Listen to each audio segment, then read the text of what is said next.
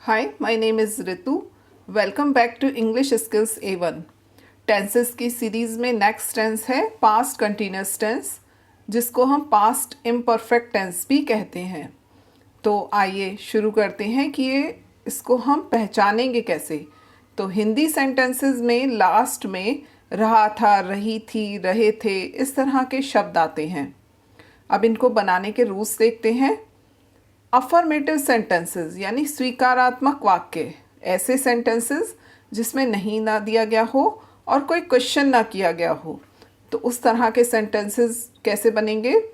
First नियम है आई, ही, she, it और सिंगुलर सब्जेक्ट। सिंगुलर सब्जेक्ट्स किसी का नाम हो गया या कोई एनिमल जो एक हो, तो उसके साथ हम वॉज लगाते हैं और वर्ब की फर्स्ट फॉर्म यानी वर्ब की बेस फॉर्म में आईएनजी लगाते हैं।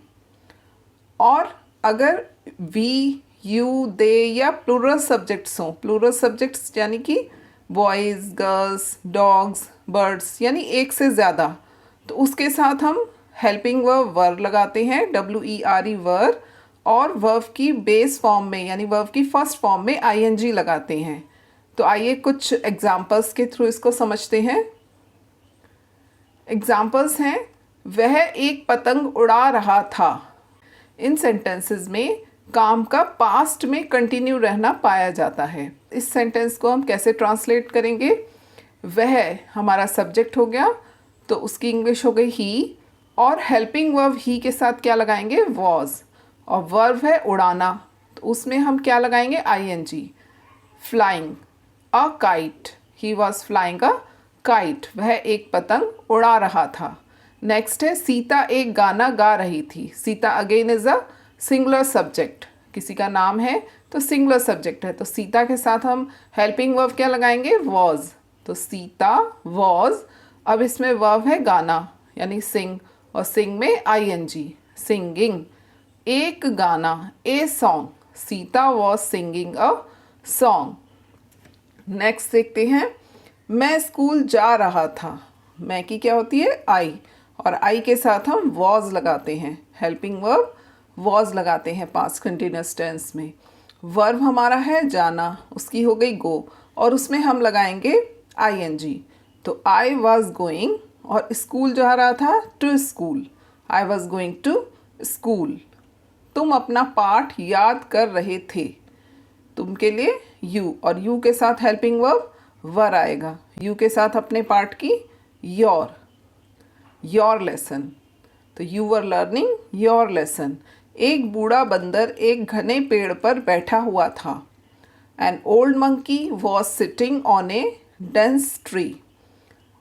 नेक्स्ट देखते हैं, नेगेटिव सेंटेंसेस यानी नकारात्मक वाक्य, जिन सेंटेंसेस में नहीं दिया गया हो, तो इन सेंटेंसेस में क्या करते हैं, जो हमारा हेल्पिंग वर्ब है वॉज वर, उसके बाद नॉट लगाते हैं। तो कुछ एग्जांपल्स देखते हैं।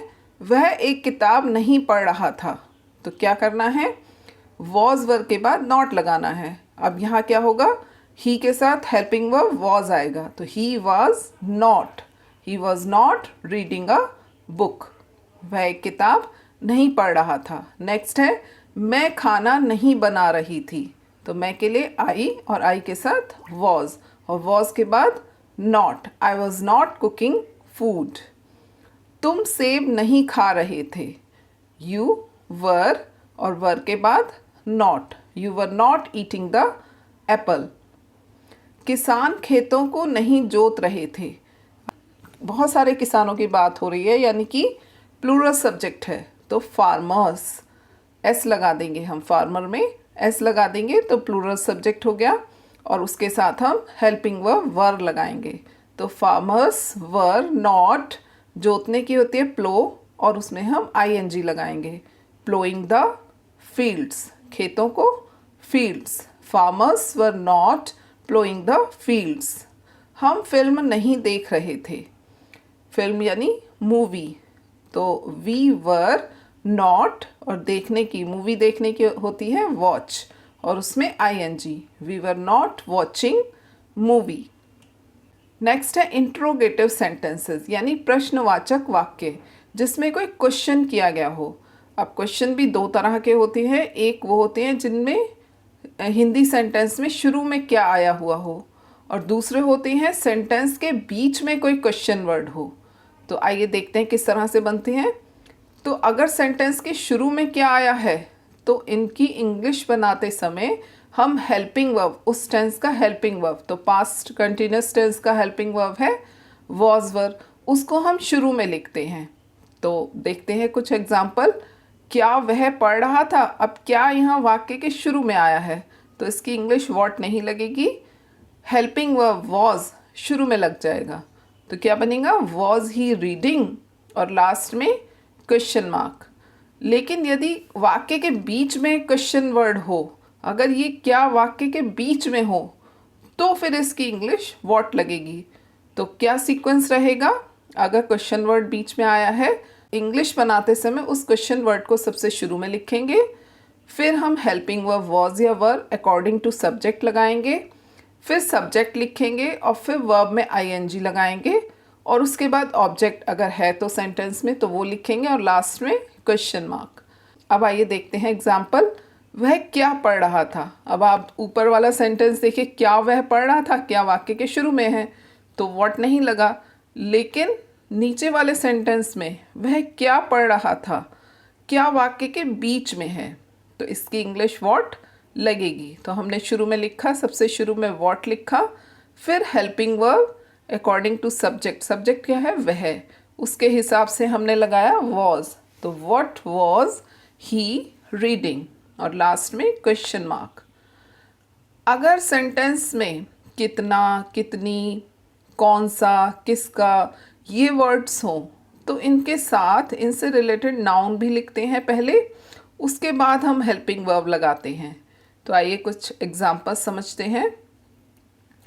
तुम कौन सी किताब पढ़ रहे थे, तो कौन सी किताब पहले एक साथ लिखेंगे, विच बुक, उसके बाद हम हेल्पिंग वर्ब लगाएंगे वर, तुम के हिसाब से वर, फिर आएगा सब्जेक्ट यू, और उसके बाद वर्ब में ING reading, which book were you reading.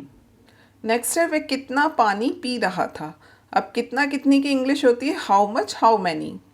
अगर जो नाउन है उसको हम काउंट कर सकते हैं तो हाउ मैनी आएगा, और अगर हम काउंट नहीं कर सकते तो हाउ मच आएगा। पानी, दूध, चीनी, इन सब को हम काउंट नहीं कर सकते तो इनके साथ आता है हाउ मच।